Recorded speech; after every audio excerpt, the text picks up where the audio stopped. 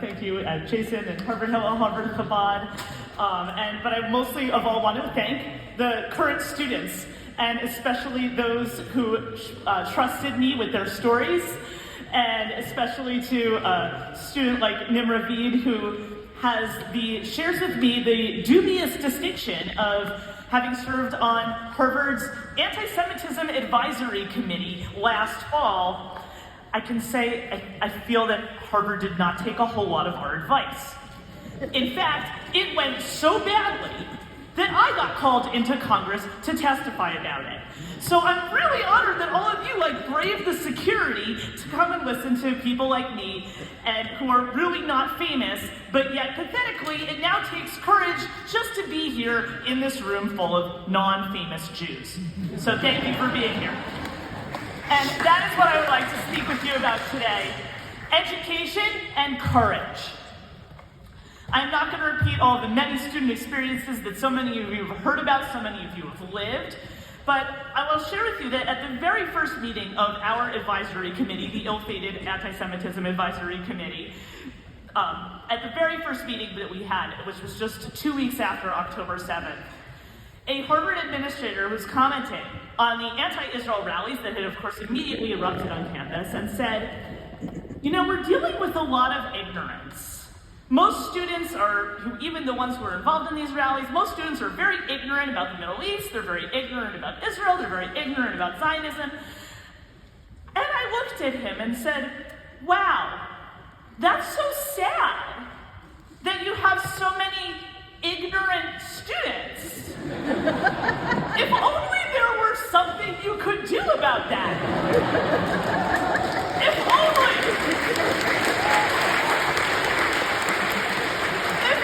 there were an educational institution with a $53 billion endowment that could address this ignorance. In Congress, the various ill-fated university presidents kept repeating in their opening remarks that hatred comes from ignorance and education is the answer. And to me, there is the real question that everyone has been ignoring. If hatred comes from ignorance, why is Harvard full of this very specific ignorance? Anti-Semitism is the twilight of thought because it is the replacement of truth with lies. It is the end of education. The stakes for understanding this are nothing less than the future of intellectual life in America. The through line of anti-Semitism for thousands of years has been the denial of truth and the promotion of lies.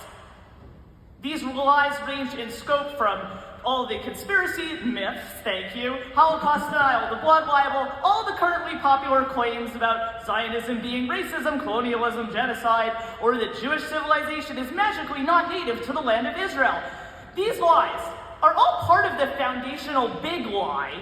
The big lie is that anti-Semitism is actually an act of resistance against evil, because Jews are collectively evil and have no right to exist.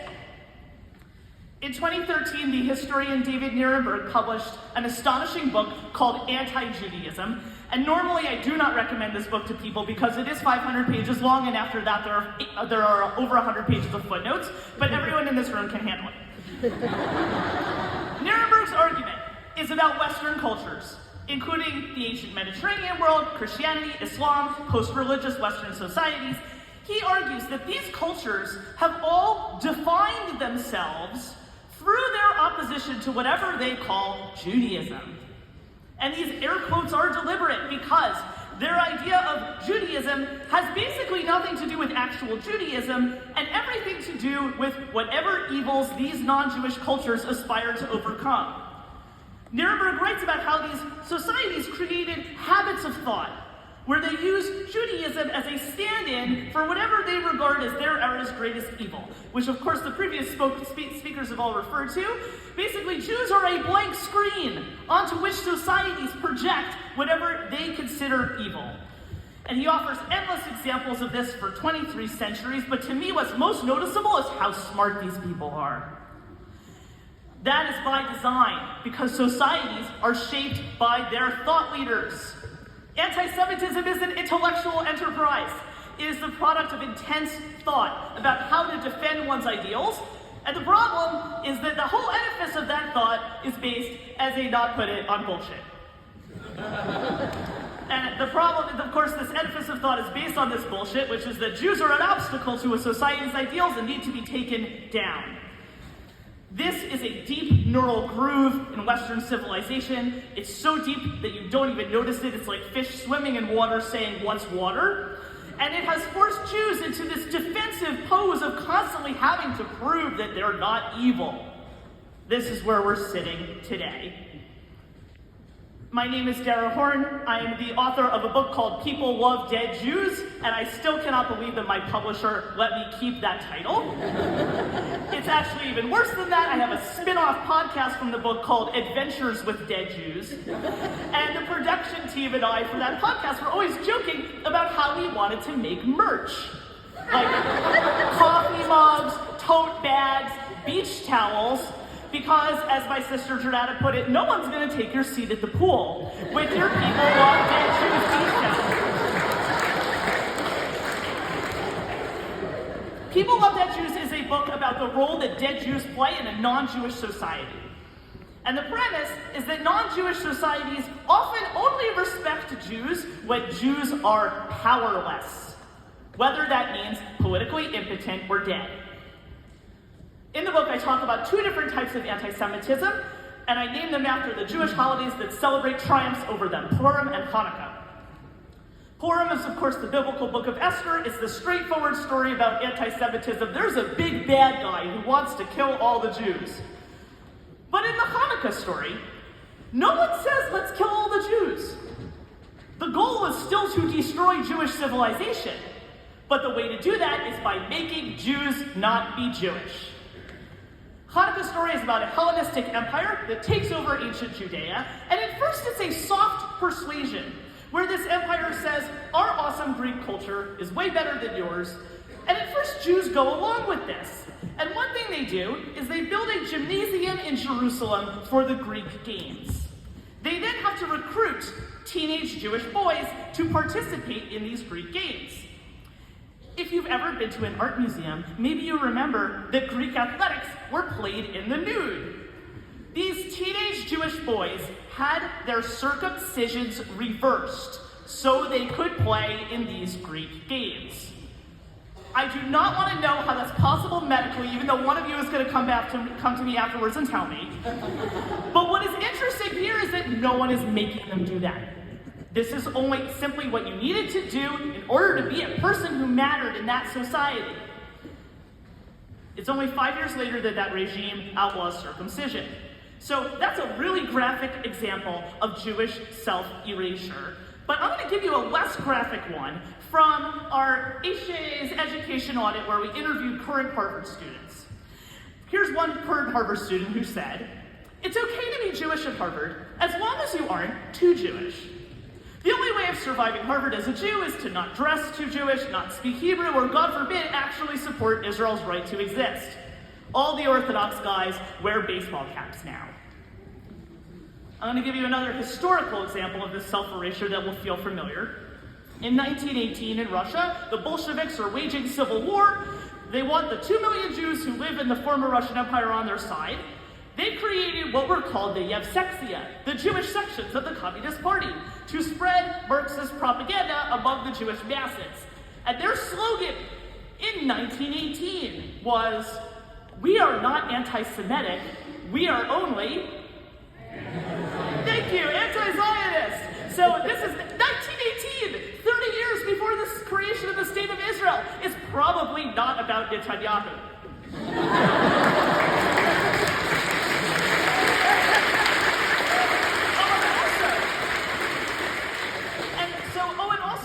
They're Marxists, so they're also anti-religious. So what they're saying is, we love Jews, you just can't practice Judaism, or support Zionism, or study Hebrew, but we love you. And in the process of not being anti-Semitic and only being anti-Zionist, they managed to persecute, imprison, torture, and murder tens of thousands of Jews.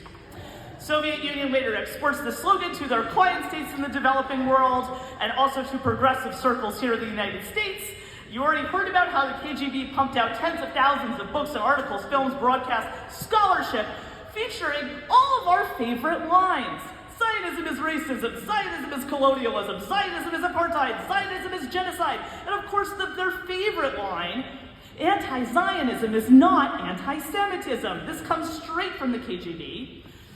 All the same, scholarship has, of course, now been recycled by the various dictatorships that are supplying Harvard with billions of dollars, so it's not really surprising when anti-Semitic cartoons from KGB propaganda are posted on Instagram by faculty at Harvard. One of the saddest things that I heard when speaking to current students was how students at Harvard Hillel, both before and after October 7th, reached out to their classmates who were involved in anti-Israel protests. Not to tell them to cease and desist, but just asking for a cup of coffee, let's get to know each other. And the anti-Israel students refused to engage because we don't talk to Zionists. First of all, that's literally the definition of prejudice. Did you sleep through 5th grade? And if you did, how did you make it to Harvard? First. Second of all, you know who talks to Zionists? Samer Sinajlawi, Palestinian politician. He is not a Zionist, but he talks to Zionists because he's also not a racist. Like all non-racist people, he knows that Israelis and Palestinians are all actual people who aren't going anywhere, and guess what? You cannot build a future with people you do not talk to. I would like to know why Harvard students are not interested in building a future. Our Antisemitism Advisory Committee provided many recommendations, which you can now find because they're in the congressional investigation. Fine. I will tell you that the only ones the university has tried to adopt so far are the ones that have nothing to do with actual Jews. So, for example, time, place, and manner restrictions on protests, which is great. But guess what? Those existed before under previous codes of conduct. Free speech, another great thing. No one is arguing against free speech. Students can scream whatever racist things they want, like globalize the Intifada. Because, of course, Intifada just means uprising. That is true. And Sieg Heil just means hail victory. And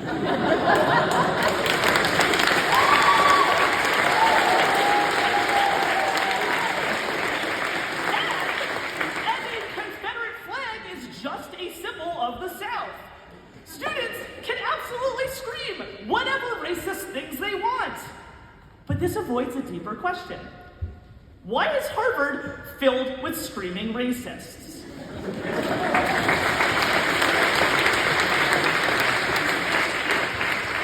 The part of our committee's recommendations that got the least attention were actually the most important part. We recommended that if there were courses or academic events on campus where students had raised concerns about anti-Semitic content, that those academic events should be examined, not for the opinions expressed, but for their academic rigor. Academic rigor. So let's talk about academic rigor and the kind of education on offer at Harvard. I encourage all of you to read the entirety of HJAA's educational audit of Harvard, which you can find on their website, because it is absolutely damning. Let's start with the fun stuff.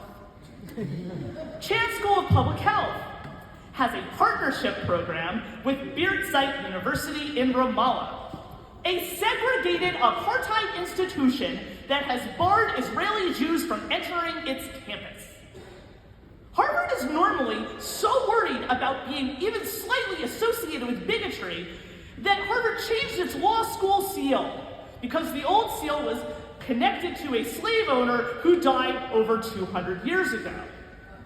At Birzeit University, entire buildings are named after convicted anti-Semitic murderers.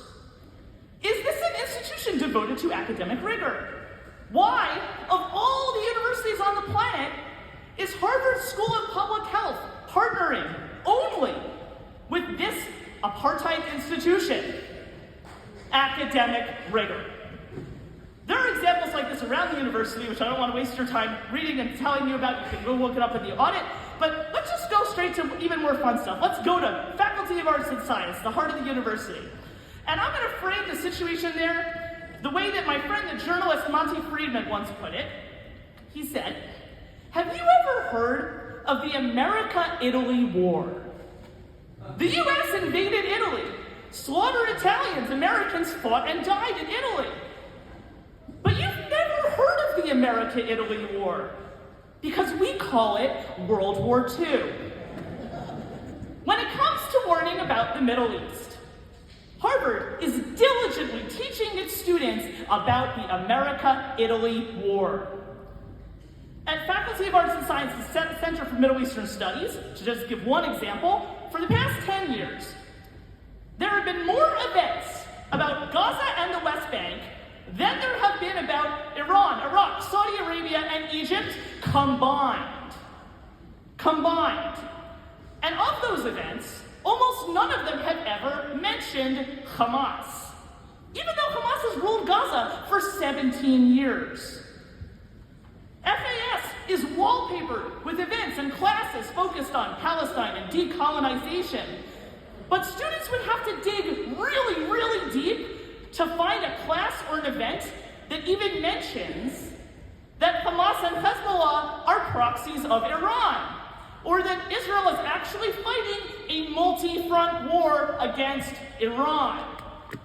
Harvard is a pipeline to the State Department. And Harvard students are preparing diligently for their future in diplomacy by carefully studying the America-Italy War. Academic rigor. Harvard students are clearly fascinated by the Intifada. They can't stop talking about it. How many Harvard courses or lectures describe the Intifada that the students are so excited to globalize? How do Harvard students learn what the Intifada was? The same way everybody else does. TikTok. Academic rigor.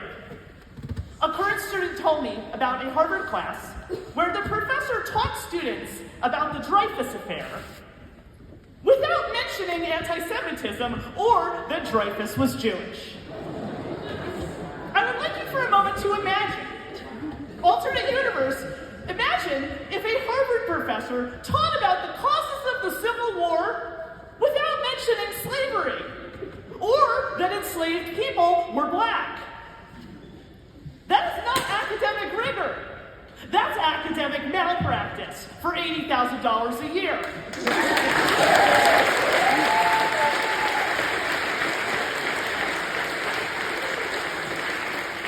We would not call this academic rigor, we would call it a racist lie, because that's what it is. That's what this is. So racist lies are taught in class, and then there are dozens of administrators across all the Harvard schools whose only job is to promote diversity and inclusion. I'm going to take that effort at face value, because you do not need any bad faith to see why this effort is doomed for Jews. Diversity efforts are designed to counteract social prejudice. This is what Ambassador Lipstadt was talking about. Social prejudice is when you think a group of people are inferior to you. But of course, anti-Semitism isn't a social prejudice. It's a conspiracy idea, which is the opposite. It's when you think a group of people are superior to you. They're supervillains who are manipulating everything behind the scenes. If your worldview is that there's this hierarchy of power that needs to be leveled, and that some people have too much power, too much privilege, and are overrepresented, you might be right. Hey, Harvard grads, do some people have too much power and privilege? Maybe it's you, maybe it's us. But if that is your worldview, you are going to fall face first into anti-Semitism. Because the entire anti-Semitic conspiracy idea since ancient times is that Jews have too much power, Jews have too much privilege, and Jews are overrepresented. You know how old this idea is? It's in the Torah. Why does the Pharaoh enslave the Jews in the book of Exodus? Because the Hebrews are too numerous. They have too much power, they're too much privilege, and they're overrepresented. So, to borrow the language of DEI, the big lie is systemic. When our committee met with the honestly, truly, very thoughtful, very sincere people at Harvard's Offices of Diversity and Belonging, these people seemed genuinely puzzled about which identity box to stuff Jews into. Are Jews a religion? Are Jews a race? Are Jews a nationality? And the answer is that Jews predate all of those categories. Jews predate the modern concept of race. Jews predate the concept of nationality. Jews predate the category of religion. When Eliezer Ben Yehuda was writing the New Hebrew Dictionary, he had to go dig for a word in the Talmud to mean religion because Hebrew didn't have one. Every non-Jewish society tries to stuff Jews into whatever identity box it knows best, but Jews predate the box. Jews are actually a type of social group that was common in the ancient Near East and is very uncommon in the West today. A joinable tribal group with a shared history, homeland, and culture. What I just said was a paragraph in English, but in Hebrew it is one word that's 2 letters long. Am. We are Am Yisrael, the people of Israel.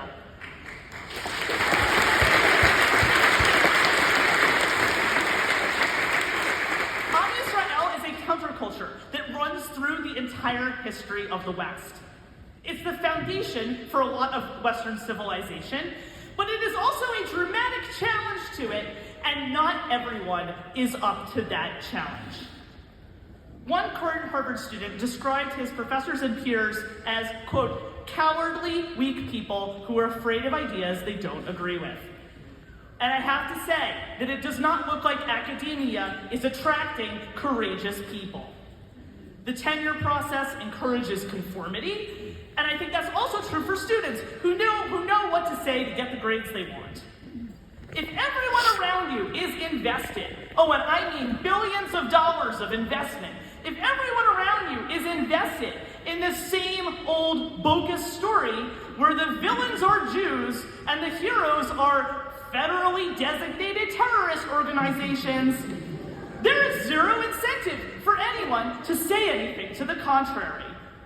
I have been astounded by the cowardice of our institutions in facing down this racist movement that defends the world's most tyrannical regimes. No one wants to admit that the emperor has no clothes. But we are all going to have to admit it. Because if we don't, we are looking at the end of education. Harvard students who are cheering for dictators have exposed a deeper problem. As one faculty member put it to the education committee at the HJAA, it's not just that Jewish students are under attack. It's that every student should feel ripped off. Because the last place on earth that you will find an interesting and challenging discussion is in a seminar room at Harvard.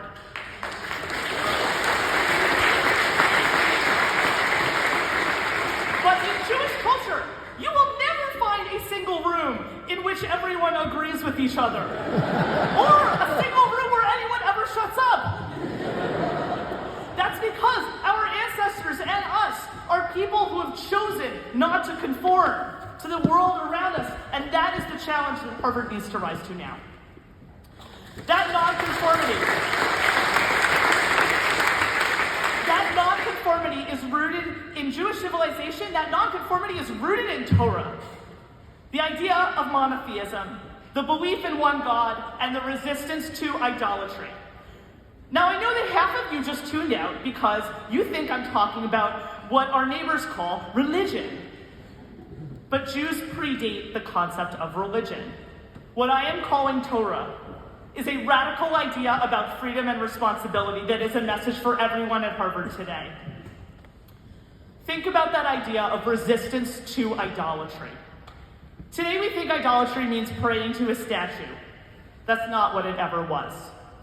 In the ancient Near East, societies had many gods, and often one of the gods was the dictator. In ancient Egypt, as we know, the pharaoh is considered a manifestation of the gods. So when the Jews said in this ancient world that they do not bow to idols, what they meant was that they do not bow to tyrants. People have often wondered how the Jews have survived for so many thousands of years, and one answer is the refusal to bow to tyrants.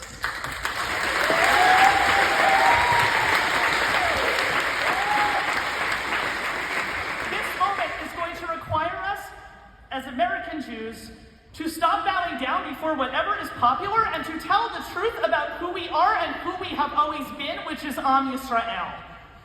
We are going to have to educate our friends and neighbors instead of being trapped in the boxes that they have put us in.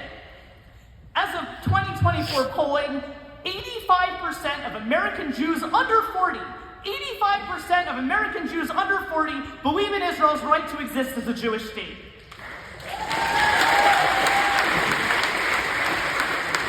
You cannot demonize 85% of American Jews and then tell us that you're not anti-Semitic because some of your best friends are Jewish. You also can't tell us that you're not anti-Semitic because you only want to eliminate half the world's Jews, the ones who live in Israel, half the world's Jews. The non-Jewish world does not get to decide how Jews are allowed to exist. That is the tyranny of the majority, and Jews do not bow to tyrants. When so many people around us are lying about who we are and who we have always been, telling the truth is going to require courage. At one college where I spoke recently, which was not here, although it's very similar to things students have told me here as well, a Jewish student told me how one of her classmates was making anti-Semitic comments in class, and the professor's not pushing back at all. He's like, oh, it's an interesting perspective. And this student, see, we have diversity of opinion. And this student told me she didn't say anything, because she knew that if she did, she would wind up ostracized on campus or doxxed online, and she was right. But then she told me, I wish I had said something. I wish I had said something. Because by not saying anything, she gave up that room to people who hate her. She gave up one more place where she is allowed to exist as a Jew. And it is absolutely true that if she had spoken up, she would have to live with the consequences for the rest of her college career. But while those people will be in her life for a few more months or a few more years, the person she's going to have to live with for the rest of her life is herself. And then she will never know how many people are waiting for her to say it. People are waiting for somebody to say it.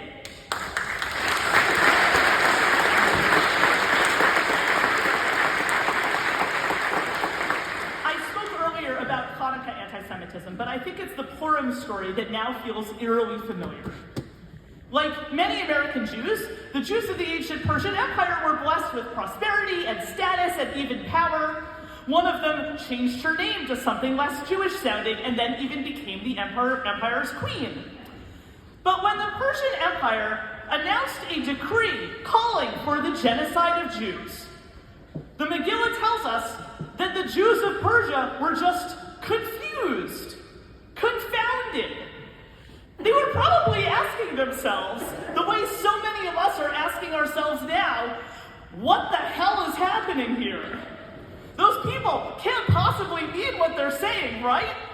I mean, sure, it might sound bad to call for the genocide of Jews, but maybe it depends on the context.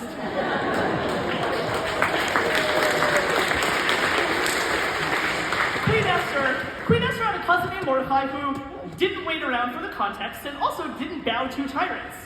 And he tells Esther that she has to go to the king to defend her people. And at first, Queen Esther is like that college student who is afraid to say anything, and rightly so. Because if she goes to the king without being invited, she could be killed.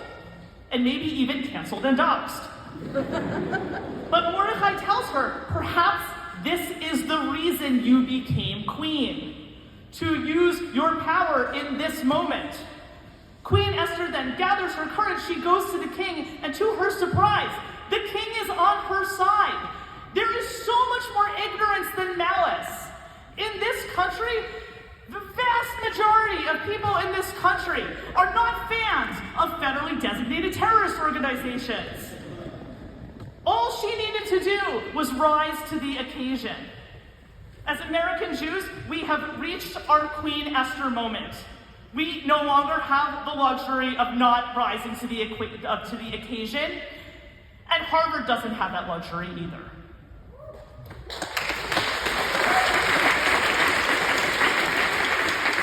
In the 1930s, German universities were the best in the world, until they caved in to their faculty and students who celebrated terrorists and tyrants. Today, those German universities are cute local schools with pretty buildings.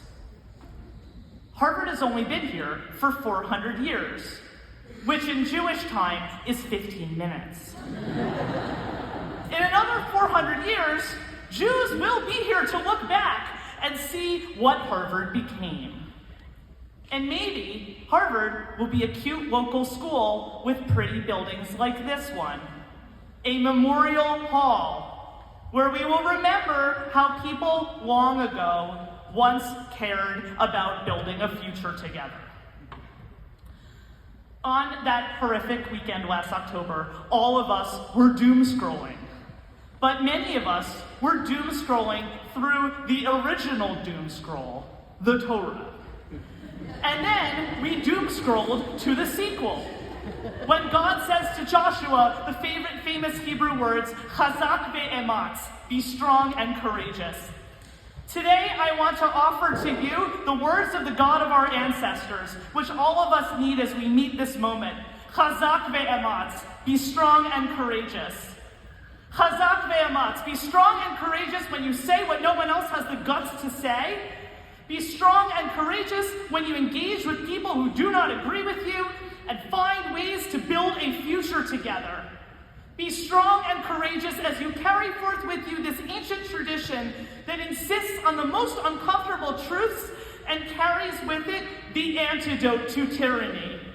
Chazak ve'ematz, because of your courage, the people of Israel will live. Am Yisrael Chai, thank you for being here today.